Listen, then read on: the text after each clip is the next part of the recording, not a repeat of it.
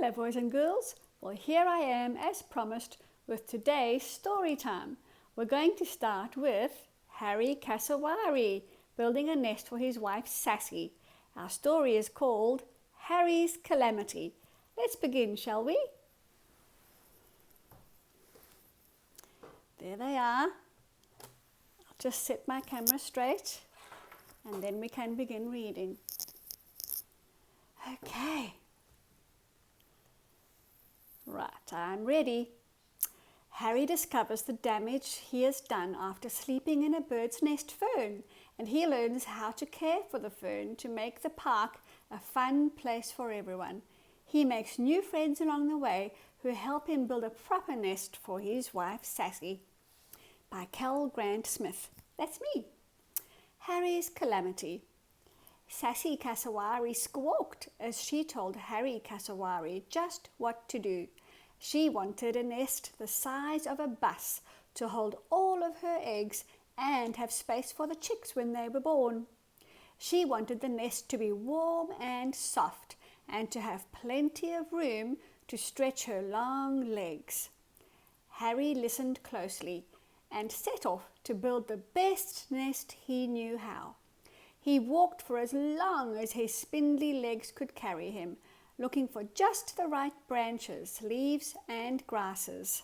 Soon Harry became weary in the blazing hot sun and stumbled upon a shady spot just in time as his legs began to buckle beneath him. In a fluff of feathers, Harry flopped down and fell fast asleep on a smooth bed of long green leaves. "Excuse me," squeaked Granny Galah. "You're in my way." "In your way?" yawned Harry, stretching his legs while he woke up. "Yes," wailed Granny Galah as she waddled over Harry's lengthy toes, trying to pick up a claw full of tiny seeds. "You're interrupting my morning tea," chirped Granny Galah while nibbling on her tasty treat. "Goodness gracious," shrieked Harry Cassowary. "Morning tea, you say? I need to find some building material to build a nest for Sassy." Granny Galah stopped in her tracks and wobbled precariously as she guffawed loudly at the joke. "Ha ha ha!" she laughed loudly. "Why is that so funny, Granny Galah?" wondered Harry out loud. "Look where you slipped," chortled Granny, pointing her soft pink feathered wings at the plant Harry had just stepped out of.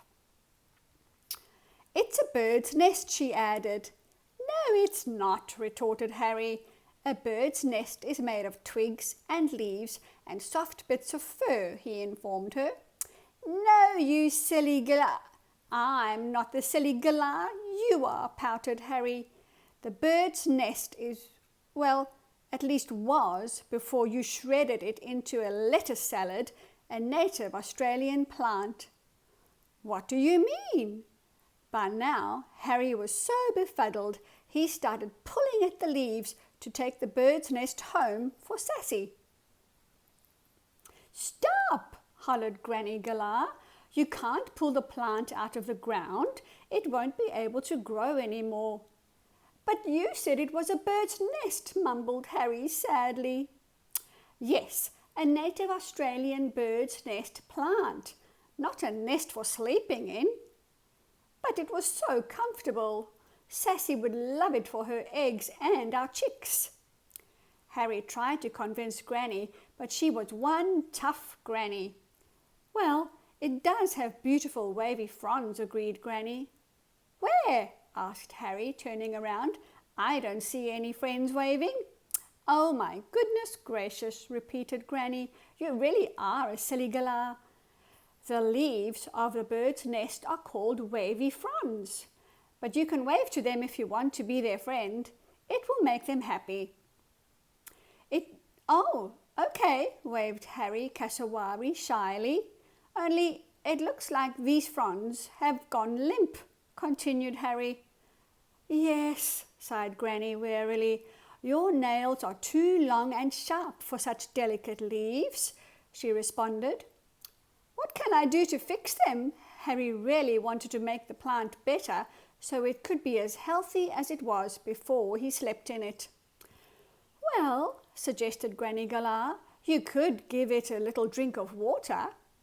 "But it has no beak to drink with," Harry pointed out.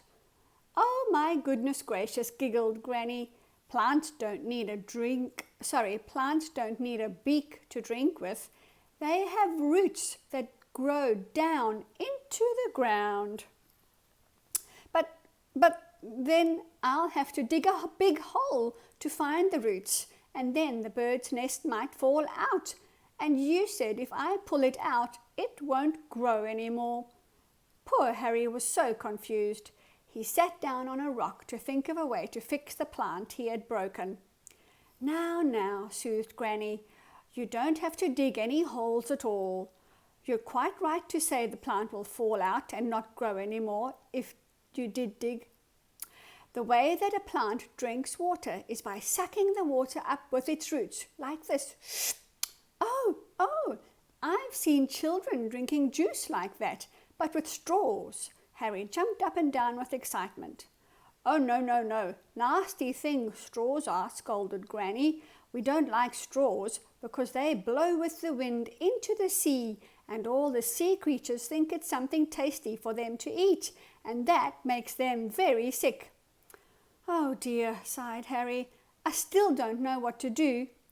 "Come along, I'll show you." Granny Galah waddled off to find a large acorn. She dipped it into the pond and gestured for Harry to do the same. When they got back to the bird's nest plant, they tipped the ice-cold water onto it. Granny and Harry did this a few times, and sure enough, the ragged leaves started perking up. "Look," squealed Harry in delight, "it's drinking the water." "Well done, Harry Cassowary. You have fixed the bird's nest plant so that it can keep growing bigger and bigger." "Thank you, Granny Galah, for your help. Now I must be off to find a way to build a beautiful nest for Sassy."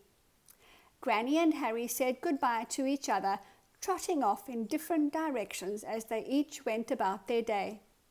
Harry soon found a small pile of sticks that had blown down from a tree. "There must have been a big storm here," whispered Harry to himself as he scooped as much kindling into his beak as he could hold. "Shriek, shriek!" shouted a nearby cockatoo. "What do you think you're doing?" It screeched as Harry dropped all the twigs, stumbling over them as he stopped with such a fright. I was just picking up these branches to build a nest for Sassy." "I didn't break them off the tree, I promise," stammered Harry as he tried to explain to the noisy cockatoo. Yes, I know you didn't break them off because I did," answered Cockatoo. "Well, Granny Galah said that if you break plants, they can't grow any more," ventured Harry bravely. "She's right, of course, but who is Granny Galah and why were you breaking plants?" quizzed Cockatoo. "I didn't mean to break the bird's nest. It was just so cozy for sleeping in after my long walk, and Granny Galah helped me water it so it could grow again," explained Harry Cassowary.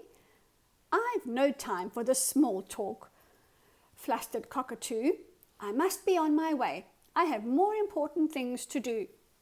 Harry found his big voice and beckoned Cockatoo back. "What could be more important than looking after our plants?" he bellowed.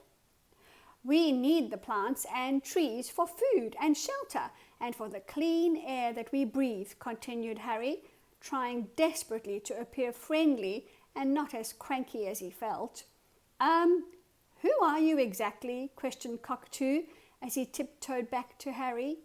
"I'm Harry Cassowary, and I'm looking for building materials to build a nest for Sassy Cassowary. I thought these branches had blown down from the gum tree and I could use them to build a nest," he explained by way of introducing himself. "Pleased to meet you," replied Cockatoo, as she flapped her great big white wings and bobbed up and down with her yellow crest pointed way up high. I'm Callie, the sulphur-crested cockatoo." "Hello, Callie," greeted Harry. "I must say, you do know a lot about plants, Harry. I'm sorry I broke these branches off the gum tree. They were just so tasty for my tea," Callie squeaked sorrowfully. "That's okay, Callie. You were using them for your food, but now we can make more use of them if I build a nest for Sassy and I." "Oh, good idea," chirped Callie Cockatoo. "I'll help you collect them." Together, the friends gathered the twigs and branches for Harry to pick up once more in his beak. "Humph," mumbled Harry as he fluttered his large grey wings in Callie's direction to say goodbye so that he could go back home to Sassy. He had so much he wanted to tell her from his big adventure in the park. A few short months later, Sassy and Harry were very proud parents of two fluffy little chicks. Their names were Chloe Cassowary and Corey Cassowary. Chloe and Corey soon learned to wobble around on their tiny stick legs as they pecked at the ground for seeds, just like their mummy and daddy had taught them. Thank you, boys and girls, for listening to my story with me. I'll be back with more stories later. Bye for now.